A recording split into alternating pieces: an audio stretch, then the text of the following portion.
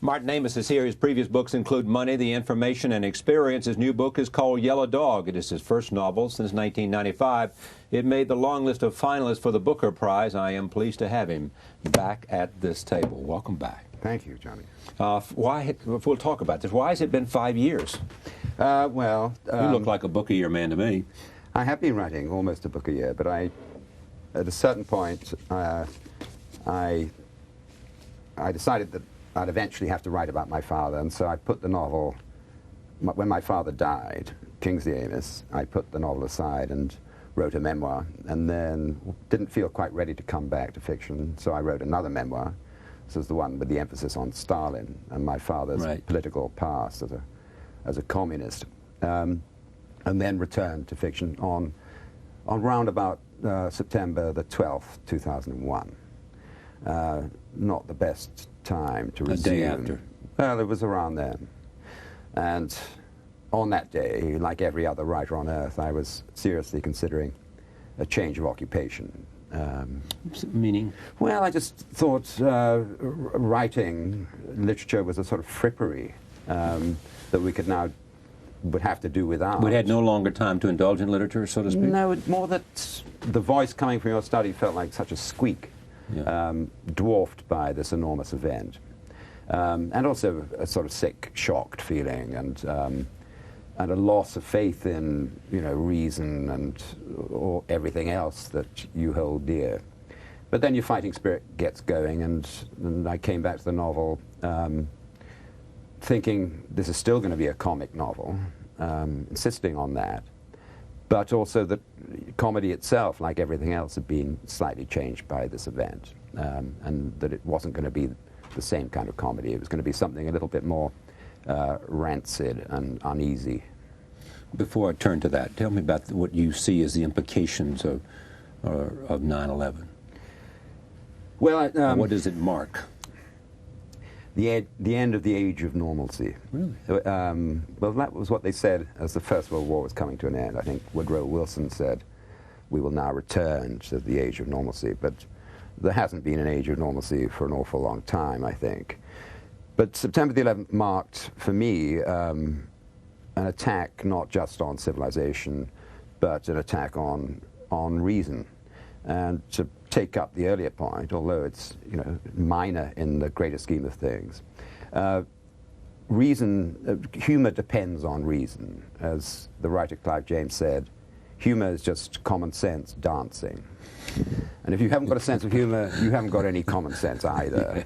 Shouldn't be trusted with anything. But an attack on morality and reason, and on your basic familial trust, and such an injection of randomness and danger and arbitrariness that I found that I'd lost faith in. I didn't enjoy looking at my children anymore in the same way for a while. How did you now look at them? Well, I looked at them with a sort of apologetic air and a slightly sick feeling that you can never protect your children. It's an illusion that you can. But this seemed to me to underline the impossibility of that. That I'm sorry. I'm sorry you're here, because the world is getting. The world went down, in my opinion, and therefore certain guarantees that seemed to be present were no longer present. You have been opposed to the Iraqi war, and just according to what I understand about what you've written. Yes. At the same time, coming out of that, do you feel, because of that the United States lost its way in responding to 9/11? Well, yes. My theory is that you wouldn't have expected America to brush off this enormous millennial event that will reverberate for at least a century. No one in the world did, I don't think. I mean, I don't think anybody said, America, why don't you turn the other cheek? Well, it's not just that, but I think I thought of America sort of staggering around as if in shock, and looking for an enemy, and perhaps misdirecting its gaze. Well, it had an enemy. I mean, it's understood A, terrorism, B, Al-Qaeda. Did not necessarily know where to find them, but... Well, not at all, no. And there was this very loose connection between, posited by Bush time and again in a shameless way, saying that, you know, they brought violence to us, we'll take violence back to them. But the them and the us weren't the same. So I felt it was not a rational response, and a rush of blood and all that. But the minute they went in, I wasted not a second thinking we were right and you were wrong. Instantly, passionately wanted, A, for them to find weapons of mass destruction, and for the occupation to succeed. You know, a lot has been written about, oh, it's so tempting to say we were right. I don't believe we are proven to be right yet. And I said, being? The peaceniks, Yeah. those that were opposed to the war. But you know, having gone in, then you take up the position that it has to succeed. And I'm far more worried now about American retreat rather than, you know, them having gone in the first place. You've written some things about Bush, but suggesting that this religion is central to the way he sees the world. Well, he has called it a faith-based administration. He, you know, invokes God, and the whole axis of evil business, you know, it was originally called the axis of hatred. I saw the way you had sort of traced the earlier drafts to that, how it went from ending up with axis of evil. Because Bush wanted it to be more theological. Now, why in a world, you know, trembling with faith and fear, you should want things to be more theological rather than less? September the 11th has been a great blow, as it were, for secularism. It's shown us, has it not, that it is time to discard that along with all other ideologies. And this is the most primitive one of all. And it's very strange to think that Saddam, although he, for instance, has a Quran in a public place written in his own blood, he had several transfusions over several years, and there it is. But that's merely a sop to the mullahs, and in fact he is a secularist, and the Ba'ath regime has always been secular. So in a very odd sense, Saddam is psychologically, you know, a little bit more sophisticated than Bush, who is a passionate believer. I came across a great bit of Conrad the other day, one of the most passionate bits of secularist rhetoric I've ever seen, where he says it's religion that that vulgarizes and distorts our most intimate relations with the living and the dead. It's time, I think, that the secularists seized the high ground and should no longer feel that they are somehow less spiritual than the religious folks. I think that's just a category error. And it's more spiritual and it's more demanding to have a realistic idea of what death is and what life is than it is to have this... It's more spiritual to have that. Yeah, it's more grown up and more spiritual. Mature. Yeah, to accept what death is and what life is without these ancient distortions and palliatives of religion. You also said that the death of your sister affected the writing in Cope of the Dead. Yeah. Right? Yes. Cope of the Dread.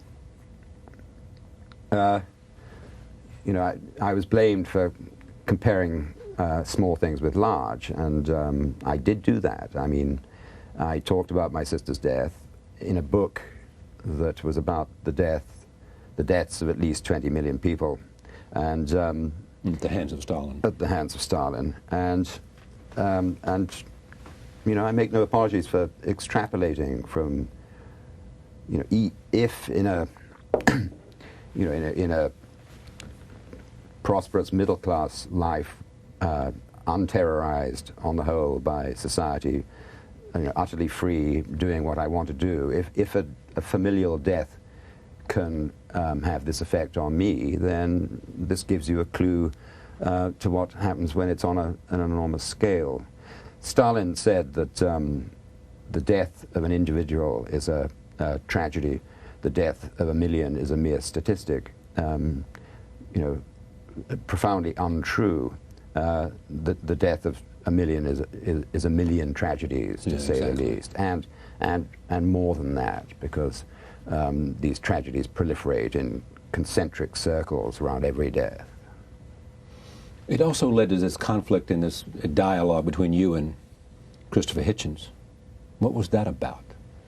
Well, that was about boys being boys. No, it was about you know, just as my father was a communist until 1956, when he was in his mid-30s, and you know, Christopher Hitchens was a trot, you know, perhaps a little longer than he ought to have been. But you start these arguments when you are boys, perhaps when you're young men, right? And you continue them in your head. And you know, we were all having an argument with our fathers, whatever it's about. You mean every son is having an argument with his father? Always. And funnily enough, the death of the father doesn't halt that dialogue. It goes on and on. And perhaps you feel, now at last I can win it, now that he can't answer back. But does this also mean that your life was driven by the notion of meeting your father's satisfaction? Well, I think that again is universal. Most children of writers who are writers themselves tend to write one novel or one book of stories and then shut up shop, because the rivalrous feeling with the father or the mother, the writer, mother or father, has been satisfied by that. But I never felt that way. Well, you went out and grabbed and achieved and worked yourself to death to earn a literary reputation. Or, yeah, or to write. I mean, you did it to write. I mean, you hoped that a literary reputation would be a byproduct of...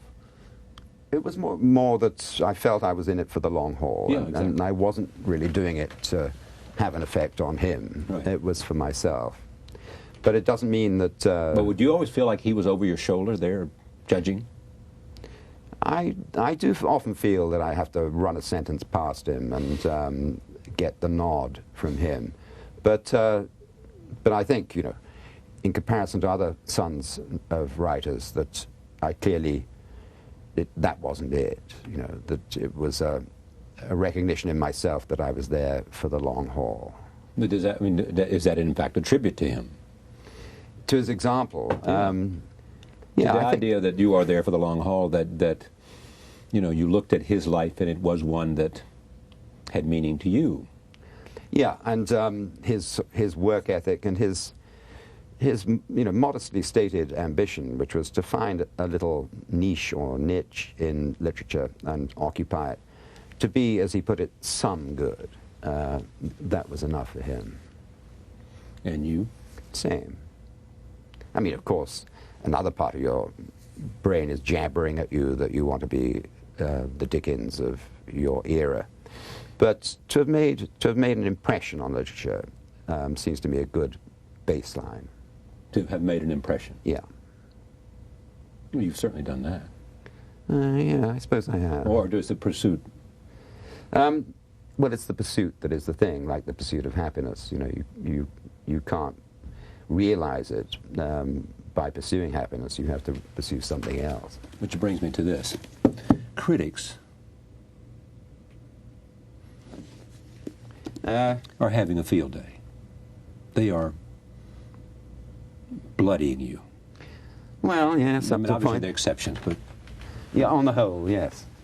And all I can say to that is that it's, you know, Norma Mailer said you don't want to be assimilated and patted on the back too quickly.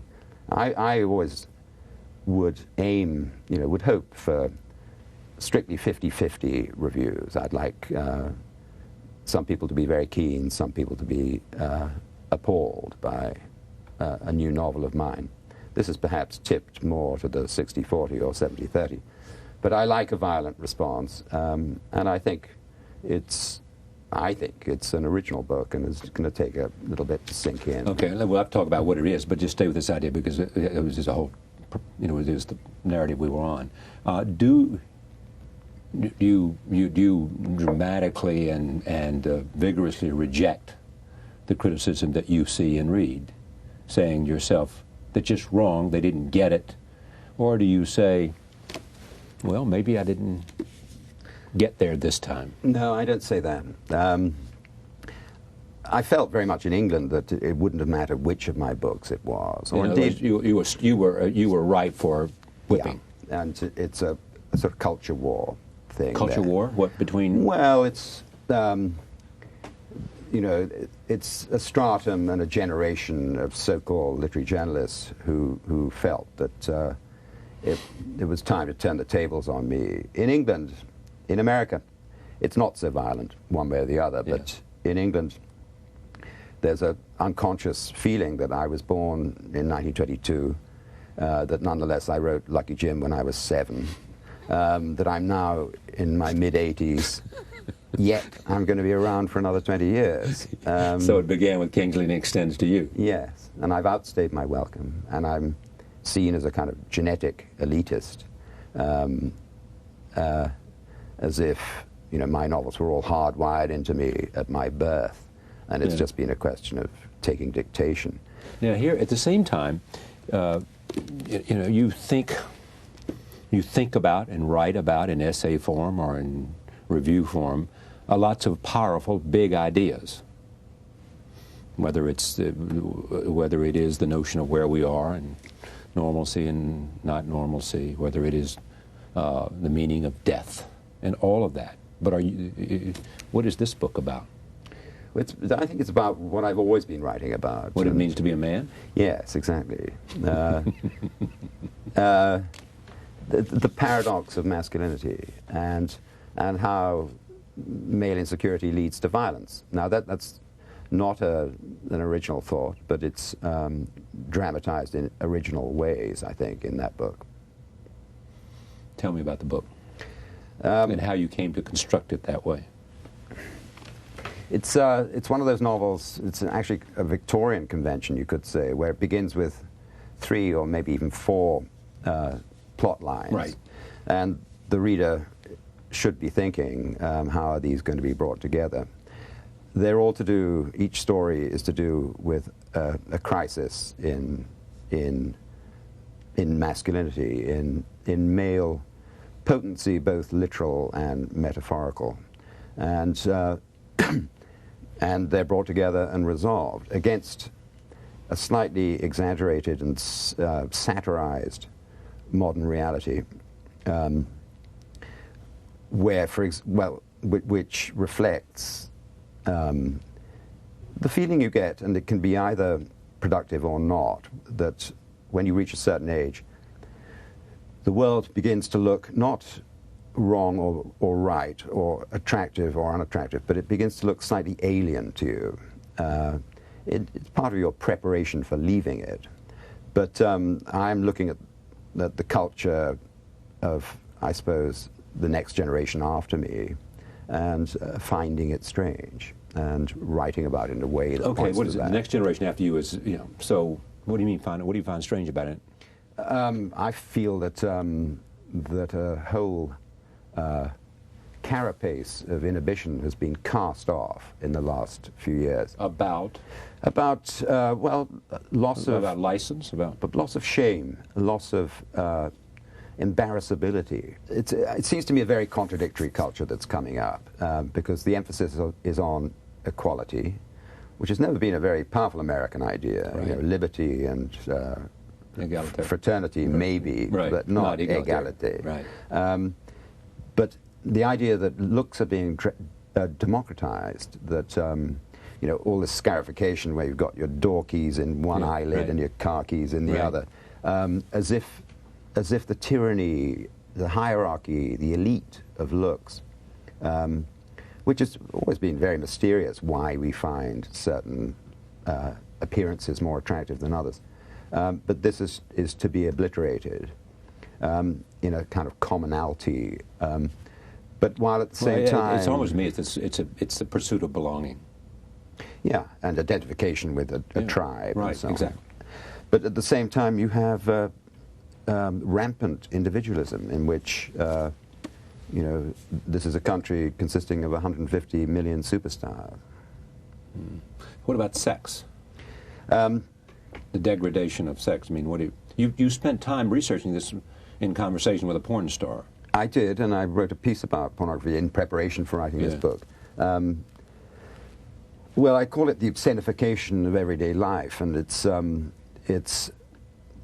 you know, we thought we were doing this when I was in my 20s. We thought we were scandalizing the previous generation, and now they're scandalizing us. But it seems to me that it's you know, what we worry about when we're talking about sex in the next generation is that all significance will be drained from it. And having asked around, I now get the impression that sex education is not in the hands of some schoolmom with drawing a diagram on her blackboard. It's being administered by pornography, and the young are getting their sex education that way. And to what conclusion?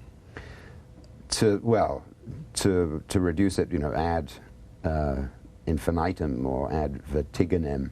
It's a question of performance and repertoire, and doesn't stem from feeling. Yeah, exactly. Yeah, it is about performance. yes. Yeah, and all the ads on the internet are about performance. Yeah, and how to improve it. Yeah. Okay. Where do you go from here? I mean, so now you're back writing novels. Yeah. Some critics said, you know, we wish he would address big ideas. You know, I guess big ideas may be in the eye of the beholder. You would think this is a big idea. I think there are plenty of big ideas in that, and then you get attacked for being above your station. But and in England, the views of novelists on big ideas and on politics in general are considered of rather less interest than those of the man in the street. But I think I'm going to write now a longish autobiographical novel to combine, you know, the memoir experience and fiction in some way. The Martin Amis story. Indeed. Are you really? Yeah. Now, why? Well, I've left myself alone in that sense for 30-odd years. My first novel was autobiographical because when you're in your early 20s, there isn't anything else. So there's a lot stacked up, you know. Okay. Talk to me a moment about how you prepare to do that. You say the magic words of Nabokov. You say, "Speak memory." Speak memory. Yes. And you train the memory, as Nabokov spoke of doing, that you, memory is like a muscle, and you immerse yourself in it and see what it shows you. And it will have made all sorts of selections for you, and you will remember what you ought to remember. Who, of all the writers, who has informed you the most among 4 or 5, 6, 3? Well, I would have said, not long ago, I would have said Nabokov and Bellow, but now I think Bellow above Nabokov. Really? Yes, in the last couple of years I've come... Really? Because it has to do with you, not him. He hasn't done anything the last couple of years that would lead you to make that conclusion. His greatest works were not of the last 2 years. No, indeed. But, you know, you keep rereading your personal gods, and... Okay, but who else? Nabokov and Saul Bellow and... Joyce, Kafka, but they don't speak to me with the immediacy that Bellow does. Why? Well, I think you can't. When you finish a Nabokov novel, you want to write like Nabokov. When you finish a Bellow novel, a long Bellow novel, you don't want to write at all because you feel it's all gone. You know, it's all been done. Why am I doing this? Yes. And you feel, or you feel I can never be this good. So therefore, what's this about? You feel you couldn't even write the instructions on a aspirin packet when you've read The Adventures of Augie March. Is that the great one? In your judgment? Well, I've recently reread Herzog, and realized that I wasn't old enough to read it until recently, and that book struck me like Augie March as a kind of force of nature. Yeah.